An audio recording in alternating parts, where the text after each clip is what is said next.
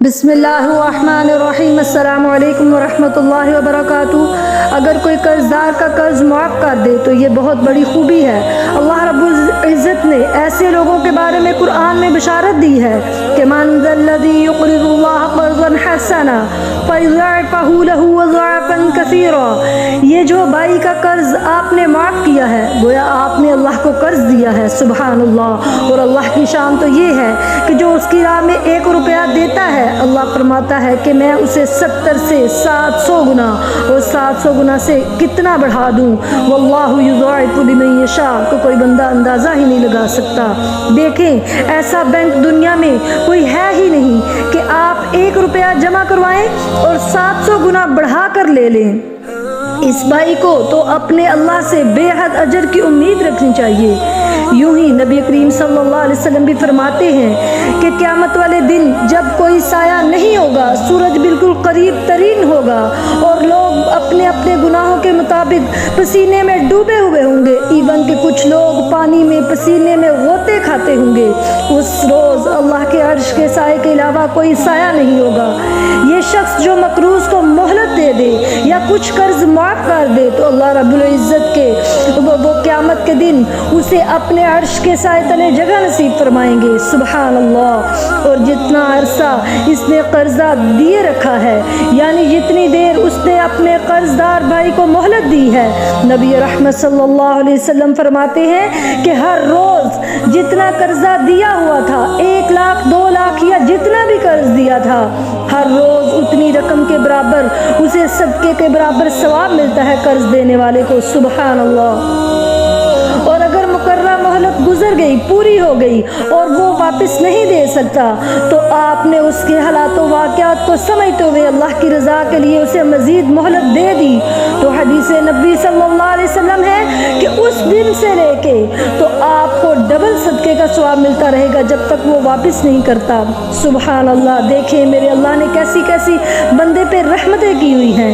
اور اللہ تعالیٰ یہ بھی فرماتے ہیں کہ جو برداشت کر لے یا معاف کر دے، یہ تو معاملات ہیں ان کے بارے میں۔ اور آگے اللہ کیا حکم دے رہے ہیں کہ وَإِن كَانَ ذُو عُسْرَةٍ فَنَظِرَةٌ إِلَىٰ مَيْسَرَةٍ، اگر قرض دار تنگ حال ہے، غریب ہے، پھنسا ہوا ہے تو آپ اسے تھوڑی مہلت دے دیں کہ خوشحالی تک دے دینا۔ اور پھر قرآن پاک میں کیا فرمایا اللہ نے کہ وَأَن تَصَدَّقُوا خَيْرٌ لَكُمْ، اللہ تعالیٰ فرماتے ہیں کہ اگر تم معاف ہی کر دو، اس پہ صدقہ کر دو، یا یہ تمہارے لیے بہترین ہے۔ روزانہ اس دنیا میں ڈبل ثواب ملتا رہے گا۔ اگر کسی قرض دار کو آپ معاف کر دیتے ہیں تو جتنا قرضہ آپ نے اس کو دیا تھا تو اس کے برابر ڈبل ثواب آپ کو آپ کے مرنے تک یا قیامت تک انشاءاللہ ملتا رہے گا، سبحان اللہ۔ اور پھر اللہ قیامت والے دن اللہ کے عرش کے سائے تلے آپ ہوں گے انشاءاللہ تعالیٰ، دیکھیں جس دن کوئی سایہ نہیں ہوگا، سبحان اللہ۔ اور ایک بشارت اور بھی ہے کہ جو شخص کسی مسلمان کے لیے آسانیاں پیدا کرتا ہے، حدیث نبوی صلی اللہ علیہ وسلم ہے یسر اللہ علیہ فی الدنیا والآخرہ، تو اللہ رب العزت اس کے لیے دنیا میں بھی اور آخرت میں بھی آسانیاں پیدا فرما دیتے ہیں، سبحان اللہ۔ اس کو اور کیا چاہیے تھا؟ لیکن یہ جو آخری بات ہے یہ بڑی غلط بات ہے کہ معاف بھی کر دیا تھا، ہمدردی اور رحم دلی کر کے اسی 1 سال گزرا ہے تو آپ کو پھر یاد آ گیا کہ لاؤ میرے پیسے مجھے واپس کر دو، تو اللہ رب العزت فرماتے ہیں یا ایھا الذین آمنوا لا تبطلوا صدقاتکم بالمن والاذی، صدقہ کرنے کے بعد کسی کو احسان جتلا کر تکلیف دے کر اپنے صدقے کو ضائع مت کرو۔ بہت بری مثال دے کر حدیث نبی صلی اللہ علیہ وسلم میں آپ صلی اللہ علیہ وسلم نے ڈانٹا ہے شدید قسم کا۔ فرمایا آپ صلی اللہ علیہ وسلم نے کتا جب پیٹ بھر کے کھا لیتا ہے تو وہ پھر کیا کرتا ہے اور تھوڑی ہی دیر بعد وہ اسی کیا کو چاٹنے لگ پڑتا ہے، اللہ معاف کرے۔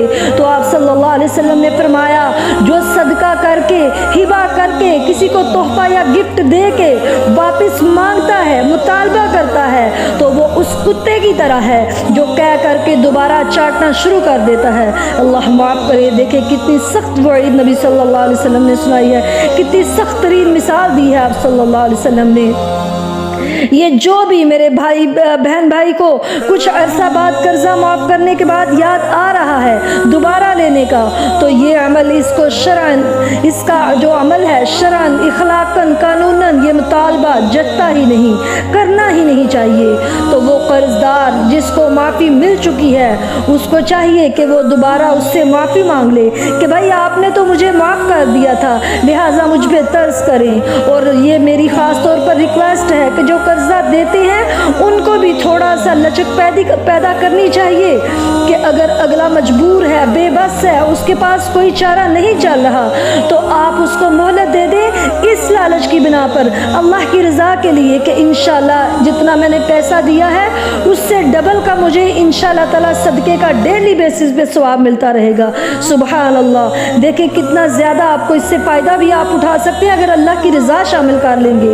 تو اللہ تعالیٰ ہمیں اللہ کی رضا کی خاطر زندگی گزارنے کی توفیق عطا فرمائے، اللہ ہم سب کا حامی و ناصر بنے، اور اللہ تعالیٰ ہم سب کو قرض لینے سے بھی محفوظ فرمائے، اور جن جن میرے بہن بھائیوں پہ قرض ہے اللہ تعالیٰ غیب کی مدد فرمائے اور سب کے قرض ادا فرمائے، آمین۔ السلام علیکم ورحمۃ اللہ وبرکاتہ۔